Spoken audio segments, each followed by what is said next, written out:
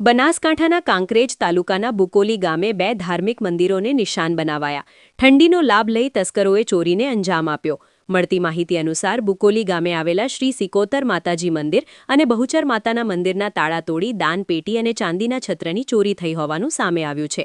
ત્યારે હવે બુકોલી ગામના લોકોએ શિહોરી પોલીસ સ્ટેશનમાં અરજી આપી ચોરોને પડકવવા માટે માંગ કરી છે.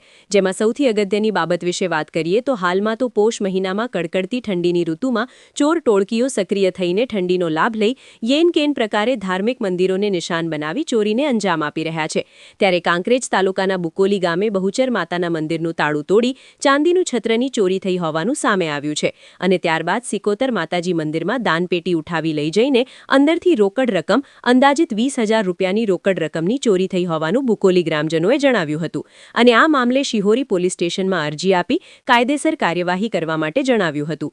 ત્યારે હવે શિયાળામાં પડી રહેલી કડકડતી ઠંડીમાં ચોરોએ તરખાટ મચાવી એક જ રાતમાં બે ધાર્મિક મંદિરોને નિશાન બનાવી ચોરીને અંજામ આપતા ગામ લોકોમાં ભયનો માહોલ છવાયો છે.